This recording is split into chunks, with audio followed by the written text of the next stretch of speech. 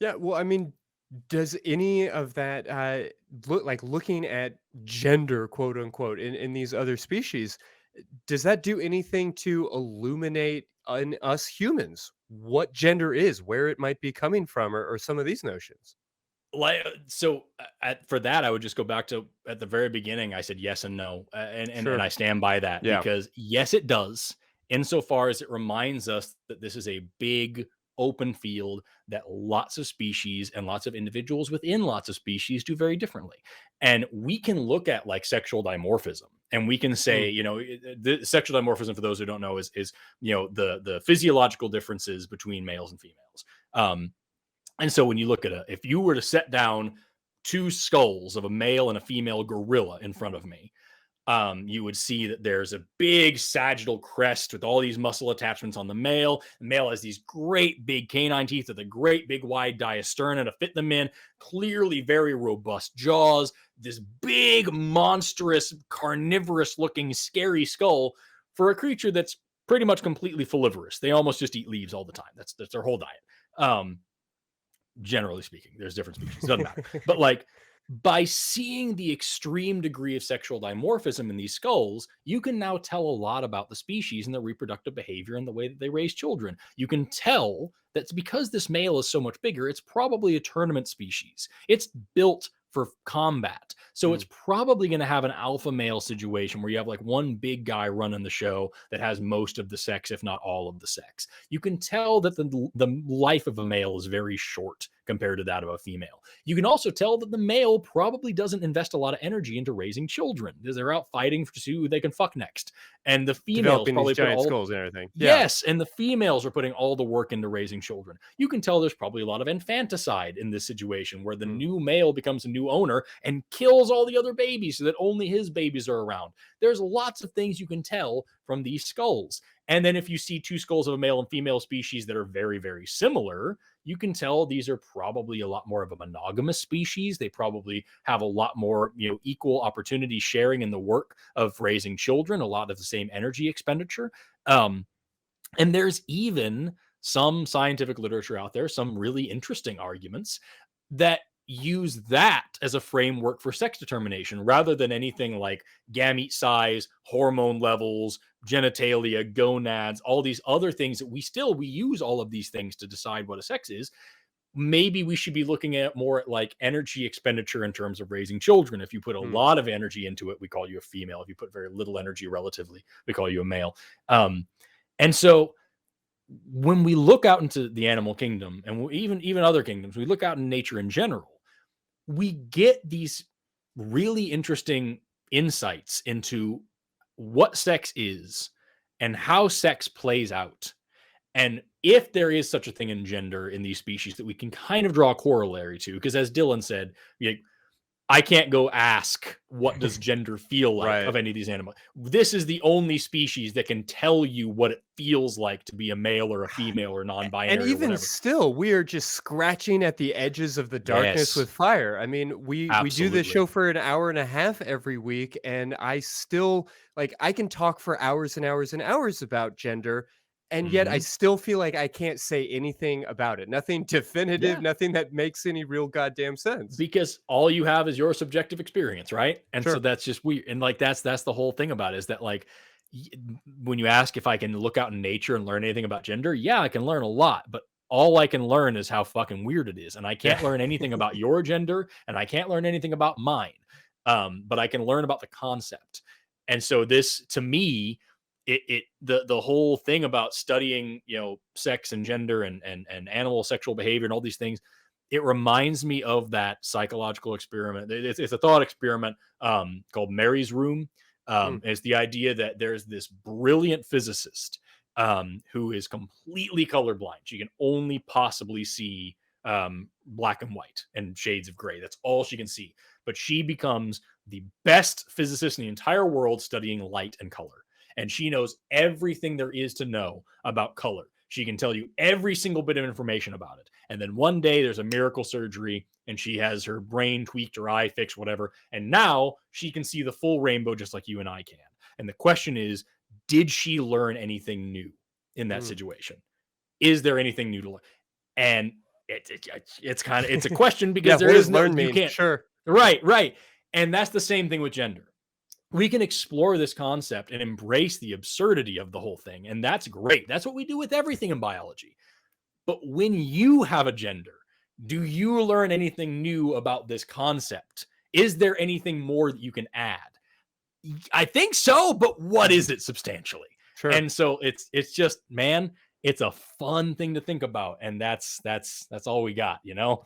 Yeah, well, and let's embrace that attitude, right? Like, let's just acknowledge that nature is weird and wild, and that's a awesome and fascinating thing, rather than just a club to beat people over the head with when they're different from you or voting, in the wrong way, whatever the fuck that means.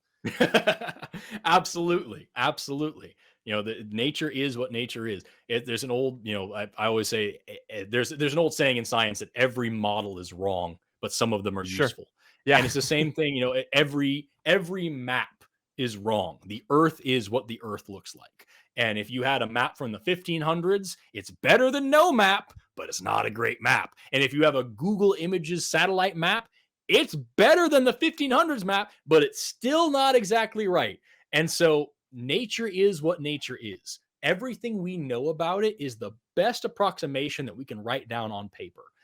But it is what it is, and it's doing its own thing. And like I said, it makes all the rules and it breaks all the rules all the time. So if you find something that deviates from the norm and isn't hurting anybody, maybe you should focus on the science of the matter and Embrace that. listen and pay attention and ask.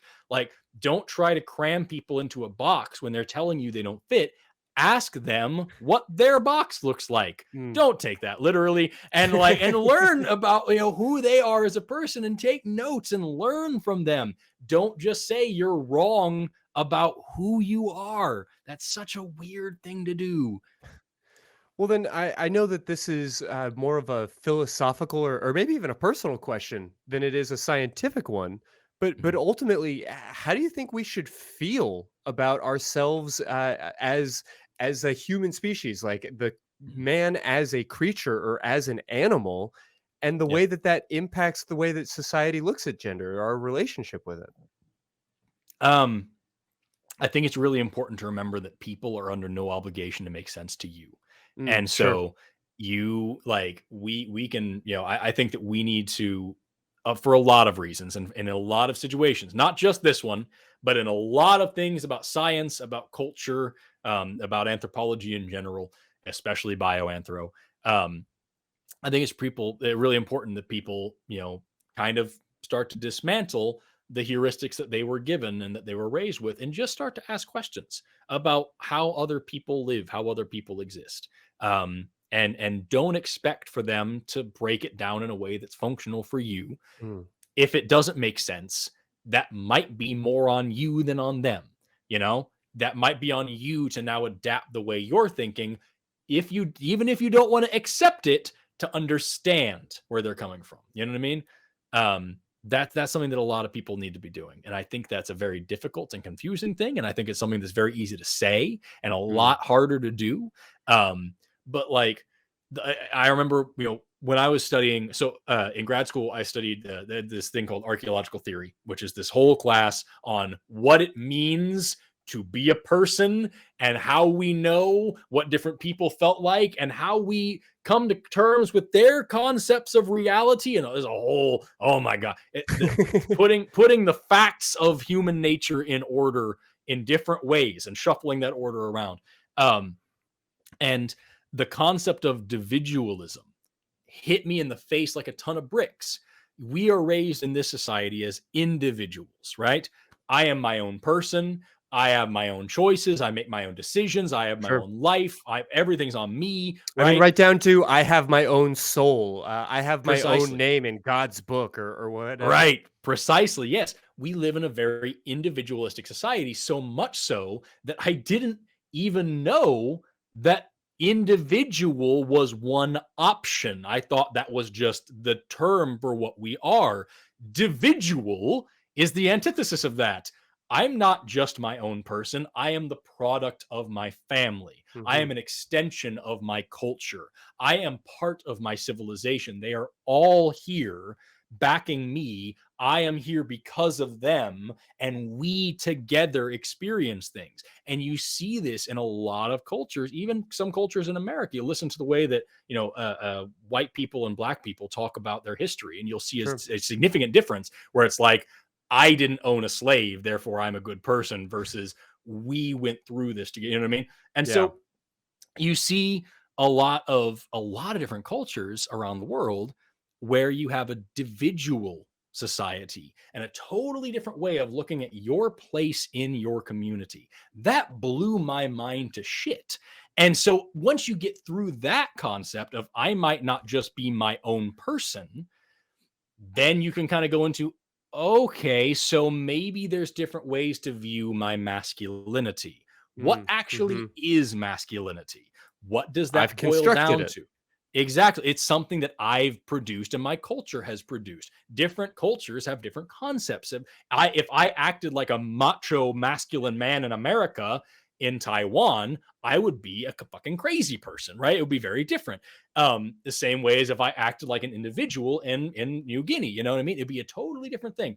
And so this is a way that when you start to approach other people and you start to learn, about their lives, they don't have to make sense to you. You need to put in the work to try to help them make sense to you. And if you Mm. can't get there, that's on you, not them. A little while ago, you asked about what ways people could, pick through sources and look for. I think you said like some razors and everything. Sure. Look for words like mental illness and insanity and Mm. abnormality and things like that. Pathologizing and yeah, Exactly. othering. When you see people trying to treat other cultures and other ways of thinking as if they're a disease, maybe that's not a great source of understanding. Sure.